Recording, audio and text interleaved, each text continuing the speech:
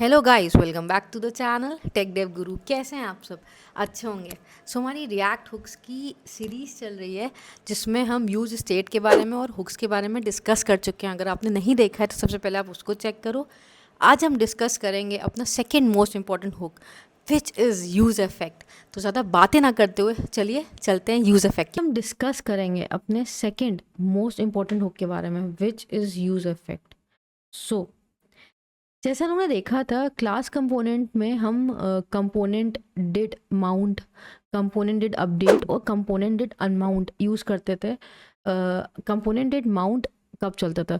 जब हम first time पे हमारा कंपोनेंट रेंडर हो रहा है और उसके बाद फिर कंपोनेंट रेंडर हो गया, पेंट हो गया, उसके बाद फिर हमारा कंपोनेंट डिड माउंट चलता था जिसमें हम अपने साइड इफेक्ट्स करते थे। कंपोनेंट डिड अपडेट, अगर मैंने कुछ सेट किया है, मैंने कुछ अपडेट किया है, ठीक है, तो हमारा कंपोनेंट रेंडर हुआ, उसके बाद कंपोनेंट डिड अपडेट चलता था।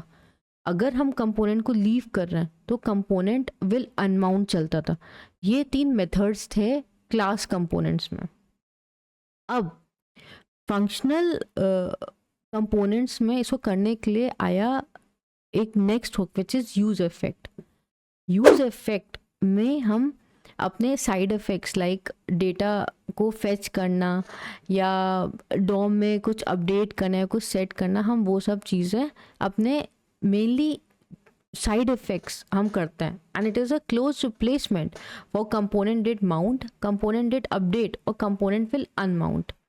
और थर्ड चीज़ कि सबसे पहले क्या होता है कि जैसे ये कंपोनेंट अपडेट, माउंट और अनमाउंट चलता है कि सबसे पहले हमारा कंपोनेंट रेंडर हो जाता है और उसके बाद फिर ये तीनों रन होते थे। ऐसे यूज़ इफेक्ट एसिंक्रोनसली चलता है एंड वो चलता है आफ्टर द रेंडर साइकिल। ठीक है, जैसे हमारा कंपोनेंट रेंडर हो जाएगा उसके बाद हमारा यूज़ इफेक्ट चलेगा। तो ये तो हो गया एकदम सिंपल। सो अब यूज़ इफेक्ट का एक बेसिक सा सिंटैक्स होता है कि हम यूज़ इफेक्ट लिखते हैं, उसके अंदर हम एक फंक्शन लिखते हैं और उसके अंदर एक ऑप्शनल पैरामीटर होता है। वो ऑप्शनल पैरामीटर में हम उस ऑप्शनल पैरामीटर में हम ऐसी चीज़ें पास करते हैं कि वो रेप्लिकेट कर पाए हमारा ये जो भी सारे मेथड्स हैं। अगर हम उसमें कुछ भी नहीं पास कर रहे, आई एम पासिंग नथिंग, ठीक है, तो वो उसका मतलब क्या है कि जितनी बार भी रेंडर होगी हमारा कंपोनेंट तो हमारा यूज़ इफेक्ट चलेगा। अगर मैं यहाँ पे, ठीक है, आपका ये जो यहाँ पे एम्प्टी ब्रैकेट्स है वहाँ पे मैं कुछ भी ना दूँ, सो वो कंपोनेंट हमेशा ही चलेगा, वो यूज़ इफेक्ट हमेशा चलेगा आफ्टर द रेंडर। अगर मैं एक सिंगल वो देती हूँ तो ये कंपोनेंटेड माउंट की तरह एक्ट करेगा, मतलब कि it runs once after the component is mounted. ठीक, अब दूसरा, अगर मैं यहाँ पे कुछ डिपेंडेंसीज दूँ, हम डिटेल में इसको डिस्कस करेंगे कि करके, अगर मैं यहाँ पे कुछ डिपेंडेंसीज या आप कह लो कुछ वेरिएबल्स या कोई कोई ऐसे वेरिएबल्स या स्टेट्स दूँ कि जब वो स्टेट या वेरिएबल चेंज हो तब मेरा ये use effect, after that prop या स्टेट कुछ भी चेंज हो तब मेरा वो यूज़ इफेक्ट चलेगा। इसको हम डिपेंडेंसी कहते हैं। ठीक है, तो ये हो गया हमारा कंपोनेंटेड अपडेट। अगर मैं यहाँ पे कुछ ना देती तो जो मैंने आपको बताया था अपडेट की तरह कि जैसे ही हमने रेंडर किया तो फिर मेरा कंपोनेंटेड अपडेट चलता है, वैसे ही मैं यूज़ इफेक्ट चलेगा अगर मैं कुछ भी वैल्यू पास ना करूँ। बट अगर मैं कुछ वैल्यू पास करती हूँ तो अगर वो वैल्यू प्रॉप या स्टेट किसी की वैल्यू चेंज हो रही है तभी मेरा वो यूज़ इफेक्ट चलेगा। अनमाउंटिंग फेस, यूज़ इफेक्ट में एक रिटर्न होता है, ठीक है।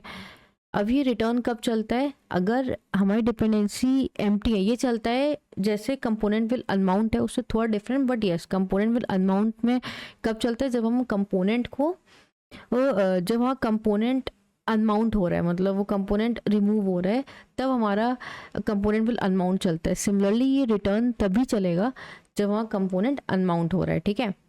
या तो यहाँ पे कोई डिपेंडेंसी चेंज हो रही है, हम इसको डिटेल में अब डिस्कस करते हैं। अब सबसे पहले इसको देख लेते हैं। यूज इफेक्ट, अगर ये एम्प्टी है तो runs once after the first render.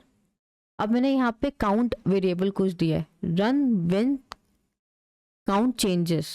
अगर मैंने यहाँ पे कोई भी वेरिएबल नहीं दिया है, runs after every render which is not recommended. Why it is not recommended हम सब अभी देखेंगे, चलो अब एक एग्जाम्पल डिस्कस करते हैं, ठीक है। अब इस एग्जाम्पल में कुछ नहीं है, मेरे पास एक कंपोनेंट है। अब इस कंपोनेंट में मैंने काउंट और एज को लिया है। मैंने यहाँ पे 3 यूज इफेक्ट्स लिखे हैं, 2 बटन्स लिखे हैं, ठीक।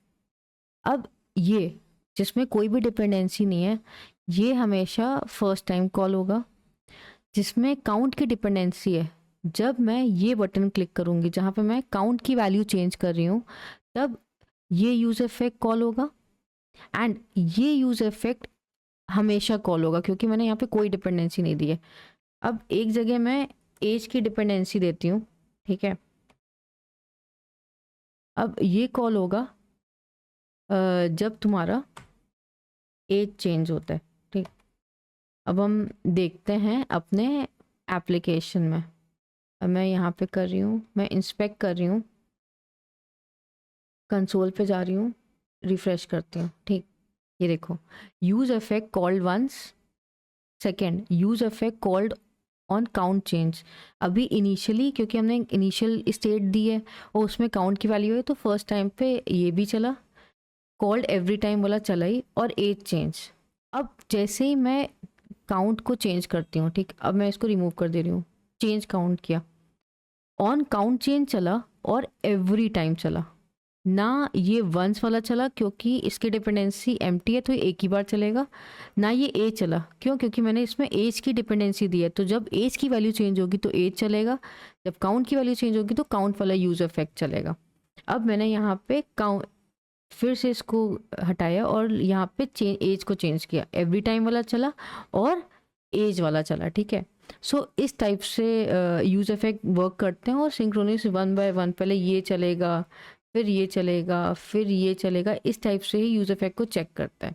अब मैंने यहाँ पे क्या किया, अब यूज इफेक्ट मेनली हम पहले तो मैं आपको एग्जांपल दिखाए थे, ठीक है, डिपेंडेंसी सब चेक कराने के लिए। अब यूज इफेक्ट मेनली हम यूज़ करते हैं साइड इफेक्ट्स के लिए, ठीक। अब सपोज मेरे को कोई एपीआई कॉल करना है, API call is also side effect. तो मेरे को कोई एपीआई कॉल करना है, सपोज मैंने फेच किया जो यूज़र्स की लिस्ट डिस्प्ले कर रही है, और जैसे मेरे पास लिस्ट आई तो मैंने उसको सेट कर दिया। ये एसिंक्रोनसली चल रहा है, तो इसने फेच किया। सबसे पहले क्या होगा, सबसे पहले ये रेंडर होगा, ठीक है। अभी यूज़र डॉट मैप में कुछ भी नहीं है तो कुछ भी रेंडर नहीं होगा, ठीक है। अब उसके बाद जैसे ही ये रेंडर हो गया तो वहाँ यूज इफेक्ट चला, अब उसने फेच चलाया, फिर उसने सेट यूजर्स डेटा, एसिंक्रोनसली चलता है। तो जैसे ही मेरे पास डेटा आया तो उसने सेट यूज़र में डेटा को डाल दिया, और फिर करंट स्टेट में अब यूज़र का डेटा है जो मैं यहाँ पे मैप करके मैंने डिस्प्ले कराया, सिंपल। अब जब मैं फर्स्ट टाइम पे, क्योंकि इतना फास्ट है कि एपीआई कॉल आपको दिखाई दे रहा है, बट फर्स्ट टाइम पे इसमें कोई डेटा नहीं है, और उसके बाद यहाँ पे हमारा डेटा डिस्प्ले हुआ, ठीक है। सो यूज इफेक्ट का ये बहुत एक इम्पॉर्टेंट फंक्शन है, और क्योंकि ये सिंगल है तो ये एक ही बार runs once after the first render, और उसके बाद फिर जितनी बार भी आप सेट करो वो कभी भी रन नहीं करेगा। ये तो हो गया यूज इफेक्ट का। एक और चीज़, अब सपोज मैं ये क्यों नहीं लिखती हूँ, अब मैंने यहाँ पे यूज इफेक्ट लिखा, मैंने यूज़र को लवी सेट किया, एक यूज़र सेट कर रही हूँ और ये इनफाइनाइट है। जब मेरा ये चलेगा, ठीक, जब मेरा रेंडर होगा तो मेरा ये सेट चलेगा, सेट चलेगा, फिर रेंडर होगा, फिर सेट चलेगा। तो आप एरर देखना क्या आती है, ये देखो,